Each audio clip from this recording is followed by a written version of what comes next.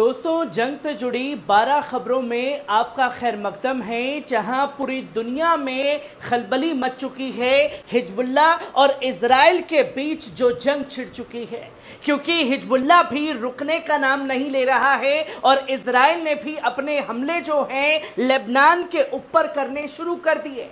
जहां बेरूत के ऊपर अभी कुछ देर पहले ही हवाई फायरिंग की गई, जिसके एवज में हिजबुल्लाह ने 1 घंटे के अंदर 150 से ज्यादा रॉकेट इजराइल के ऊपर दाग दिए। वहीं दूसरी खबर भी सामने आई, इजराइल के कई शहरों में लगातार सायरन बज रहे हैं। वहीं यूएन में एक हड़कंप मचा हुआ है, जहां ईरान बुरी तरीके से भड़का है, जिसने तमाम लोगों को फटकार लगाई है और कहा है कि इस जंग को रोकने में तमाम लोगों को आगे आना चाहिए। वहीं यूएन ने भी इजराइल को कड़ी फटकार लगाई है कि गाजा, बेरूत को गाजा बनाया तो आपको इसका अंजाम भुगतना पड़ेगा।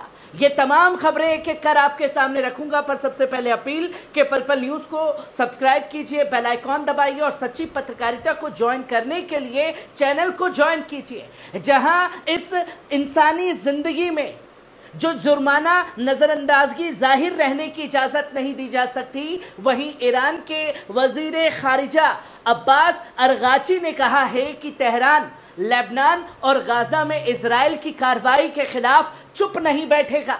जहां साफ तौर पर ईरान ने यह कहा है कि वो चुप नहीं बैठने वाला। वहीं दूसरी खबर सामने आ रही है कि एयरलाइंस ने बेरूत के सभी फ्लाइटें रद्द कर दी हैं। जहां खलीजी एयरलाइंस, जिनमें अमीरात और कतर एयरवेज शामिल है, उन्होंने इजराइल और हिजबुल्लाह के दरमियान बढ़ते तनाव की वजह से बेरूत के लिए परवाजें अस्थायी तौर पर मुअत्तल कर दी हैं। जहां अमीरात ने एक बयान में कहा है कि हमारे अमले और ग्राहकों की सलामती सबसे अहम है और इसे किसी सूरत में खतरे में नहीं डाला जाएगा। और मंगलवार और बुधवार को की परवाजों को मुअत्तल करने का ऐलान किया गया। इतिहाद एयरवेज और फ्लाई दुबई ने भी कई आलमी एयरलाइंस के साथ बेरूत की खिदमत मुअत्तल कर दी है। इतिहाद एयरवेज ने, जो मुत्तहिदा अरब अमीरात की कौमी एयरलाइंस है, उसने कहा कि उन्होंने बुधवार को अबू धाबी से वापसी की परवाज रद्द कर दी है। फ्लाई दुबई, जो कि अमीरात जो कॉस्ट सिस्टम एयरलाइंस है, उसने भी जारी सूरत हाल के 22 मंगलवार और बुधवार को रोजाना परवाजें मुअत्तल की हैं।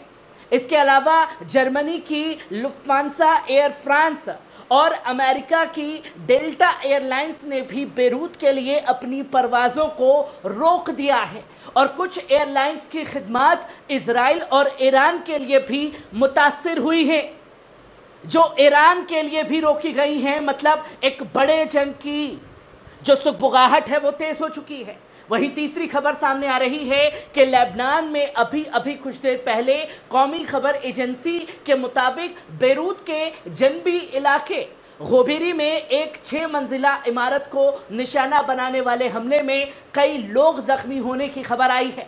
जहां राहत कर्मी इमारत में फंसे हुए हैं, लोगों तक पहुंचने की कोशिश कर रहे हैं, क्योंकि इस हमले में इमारत की 3 मंजिलें बुरी तरीके से मुतासिर हुई हैं, जिसकी जानकारी दी गई कि कुछ देर पहले ही इजराइल ने ये हमले किए। वहीं चौथी खबर आई है कि इजराइल पर यूएन भड़का है। स्टीफन दुजारिक, जो कि संयुक्त राष्ट्र महासचिव एंटोनियो गुतेरेस के प्रवक्ता भी हैं, उन्होंने बताया कि सफारती हल रास्ता अपनाने के लिए अभी भी देर नहीं हुई है। उन्होंने कहा है कि ये वाजह है कि लेबनान, इजराइल और पूरे इलाके के लोगों को एक मुकम्मल जंग में मुत्तमिल नहीं हो सकते। दुजारिक ने यह भी बताया कि संयुक्त राष्ट्र के नुमाइंदे जमीन पर मौजूद हैं और सुलह सफाई के लिए हर एक ठोस कदम उठाने के लिए तैयार है। वहीं 5वीं खबर सामने आ रही है कि हिजबुल्लाह ने एक बड़ा दावा किया है, जहां हिजबुल्लाह के मीडिया दफ्तर ने बताया है कि इजराइल ने लेबनान के मशरिकी बका वादी में ऐसे पर्चे गिराए हैं जिन पर निहायत खतरनाक बारकोड मौजूद है। रॉयटर्स ने इस बारे में खबर दी है। इस समूह ने आगाह किया है कि मोबाइल फोन से इस कोड को स्कैन करने पर डिवाइस से तमाम मालूमात खारिज की जा सकती है। इस मामले पर इजरायली फौज की तरफ से कोई बयान जारी नहीं किया गया है कि एक बार कोड उड़ाया गया हेलीकॉप्टर के जरिए जो कि लेबनान के बेरूत में इस कदम को उठाया है। वहीं बात की जाए यूएनआईसीएफ ने भी अपनी चेतावनी जारी कर दी है। वहीं यूएनआईसीएफ ने चेतावनी दी है कि संघर्ष में और बढ़ोतरी लेबनान में बच्चों के लिए तबाही साबित होगी, खासकर उन बच्चों के लिए जो इजराइल के हमलों की वजह से बेघर हो गए हैं। लेबनान में यूनिसीएफ की उप प्रतिनिधि एंटी हिंगिस ने कहा है कि यह हिंसा तुरंत रुकनी चाहिए, वरना इसके नतीजे बर्दाश्त करने योग्य नहीं होंगे। उन्होंने यह भी बताया कि आज पूरे देश में स्कूल बंद हैं, जिससे बच्चे घर पर डर के साए में हैं। उनके देखभाल करने वाले भी स्थिति की कारण डर में हैं, जो कि बिल्कुल भी बर्दाश्त नहीं किया जा सकता, जो इजराइल का आतंकवाद है। वहीं सातवीं खबर सामने आ रही है कि व्हाइट हाउस से भी एडवाइजरी जारी की गई है, जहां व्हाइट हाउस के राष्ट्रीय सुरक्षा प्रवक्ता जॉन किर्बी ने कहा है कि लेबनान में रहने वाले अमेरिकियों को अभी निकल जाना चाहिए। जब फ्लाइटें उपलब्ध हैं, हम ये सुनिश्चित करना चाहते हैं कि अमेरिकियों के लिए भी निकलने के लिए अभी व्यावसायिक विकल्प मौजूद है और उन्हें अब निकल जाना चाहिए। जब ये विकल्प मौजूद है तो किर्बी ने एबीसी न्यूज़ के गुड मॉर्निंग अमेरिका प्रोग्राम में कहा और यह भी जोड़ा कि अमेरिकी अधिकारियों ने इजराइल के साथ लगातार संपर्क साधा है अपने लोगों को महफूज निकालने के लिए। मतलब एक बड़े जंग की सुगबगाहट है। फ्लाइटें रद्द, व्हाइट हाउस से भी एडवाइजरी जारी। वहीं आठवीं खबर सामने आ रही है कि हिजबुल्लाह ट्रैप में फंस चुका है इजराइल के, जहां रेमंड मर्फी गाल्वे विश्वविद्यालय के एक Irish centre for human rights के प्रोफेसर ने कहा है कि लेबनान की स्थिति अत्यंत खतरनाक है और इजराइल ने न केवल हिजबुल्लाह को हराने के लिए हमला किया है, बल्कि उसे बढ़ती हुई ताकत से करवाया है। उसने उसे उकसाने का काम किया है। शायद ईरान को भी संघर्ष में शामिल करने के लिए, साथ ही यमन में हुतियों को भी, जिससे संयुक्त राज्य अमेरिका को हस्तक्षेप करने पर मजबूर होना ही पड़ेगा।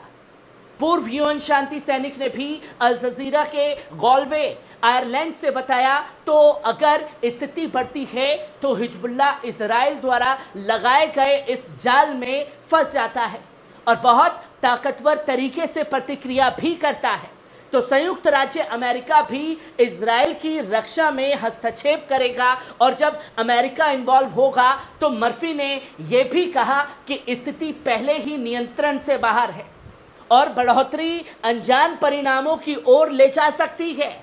अगर अमेरिका आएगा तो चीन, रशिया भी इन्वॉल्व हो सकते हैं। इसलिए इजराइल पर दबाव डालना बहुत जरूरी है कि वे मौजूदा दुश्मनी को रोके। उन्होंने कहा कि वास्तव में ऐसा करने वाला एकमात्र देश संयुक्त राज्य अमेरिका ही है जो इजराइल को रोक सकता है। वहीं नौवीं खबर सामने आ रही है कि यूएन में ईरान भड़का है, जहां ईरान के राष्ट्रपति मसूद पेजेश्कियन ने संयुक्त राष्ट्र की इजराइल के खिलाफ बेरुखी की कड़ी आलोचना करते हुए इसे बेईमानी और समझ से बाहर करार दिया है। उन्होंने अपने एक्स पर एक पोस्ट में कहा, संयुक्त राष्ट्र महासचिव के साथ मेरी मुलाकात में मैंने कहा कि कब्जा करने वाली हुकूमत के जुर्मों के खिलाफ इजराइल संयुक्त राष्ट्र की बेरुखी, बेईमानी और समझ से बाहर है। उन्होंने ये भी कहा कि मैंने पूरे खिते में इस तनाज़ा के फैलने पर अपनी गहरी तशवीश का इजहार भी किया है। वहीं राष्ट्रपति मसूद पेजेश्कियन का ये बयान ईरान के इजराइल मुखालिफ मौकिफ को उजागर करता है और ख़ासतौर पर इजराइल फिलिस्तीन तनाज़े में हालिया वाक़ियात के मद्देनज़र आलमी दखलंदाजी की ज़रूरत को भी दर्शाता है कि किस तरीके से हर जगह ईरान की इन्वॉल्वेशन अब देखने को मिल रही है। वहीं 10वीं खबर सामने आ रही है कि हानिया के कत्ल का बदला ले सकता है इस जंग के बीच में ईरान, जहां ईरान के स्ट्रेटेजिक मामलों के वाइस प्रेसिडेंट मोहम्मद जवाद जरीफ ने कहा है कि ईरान को हमास के सियासी रहनुमा इस्माइल हानिया के कत्ल का बदला लेने का पूरा हक हासिल है। एनबीसी न्यूज को दिए गए इंटरव्यू में ज़रीफ ने साफ तौर पर बताया कि अपनी मर्जी के वक्त पर इस कत्ल का जवाब देगा ईरान। जो जुलाई में तेहरान में हुआ था, उन्होंने कहा कि इस वाक़े के बाद आलमी बिरादरी ने ईरान से इंस्तनाब बरतने की दरख्वास्त की है ताकि गाजा में जंग खत्म को किया जा सके, मगर फायर बंदी का वादा कभी पूरा नहीं हुआ, तो अब ईरान नहीं रुकेगा। ज़रीफ ने यह भी कहा कि ईरानी हुकूमत गजा के तनाज़े को ख़त्म करने के लिए दिगर ममालिक के साथ काम करने को भी तैयार है। उन्होंने साफ तौर पर कहा कि हम अपनी और दुनिया की आवाम के लिए एक पुरअमन और ज़्यादा पुरसुकून दुनिया चाहते हैं। हम जंग नहीं चाहते, लेकिन अगर ज़रूरत पड़ी तो अपना दिफा ज़रूर करेंगे। ज़रीफ ने यह भी ख़ास तौर पर ऐलान किया कि अमेरिका पर तनकीद करते हुए उन्होंने कहा कि इसका जिम्मेदार अगर कोई है तो सिर्फ और सिर्फ अमेरिका है, क्योंकि ट्रंप दौरे हुकूमत में 2015 के न्यूक्लियर मुआहदे से निकलने का फैसला किया गया था। उन्होंने कहा कि यह ट्रंप की हुकूमत की गलत अंदाज़ा साजी थी जिसने न्यूक्लियर मुआहदे से निकलने का फैसला किया। ये दोनों जानिब के लिए नुकसानदेह साबित हुआ है। इस्माइल हानिया तेहरान में ईरान के नए सदर मसूद पेज़ेश्कियान की 30 जुलाई को होने वाली तख्त नशीन की तकरीब में शिरकत करने आए थे।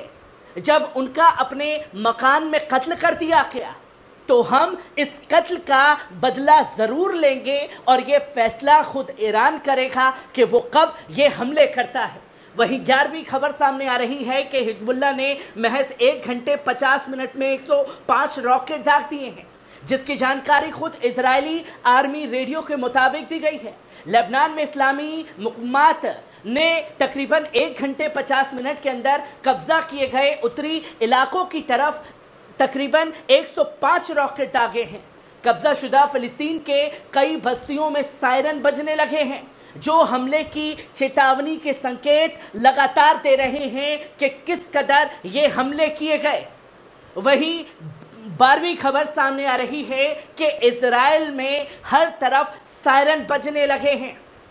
बताया गया कि सफद, रोशपिना बस्ती और उत्तर पूर्वी कब्जा शुदा फ़िलिस्तीन की अन्य आसपास की बस्तियों में सायरन बजने लगे हैं, जो हमले की चेतावनी का इशारा देते हैं कि यकीनन अब बड़ी जंग हिजबुल्लाह और इजराइल के बीच छिड़ चुकी है।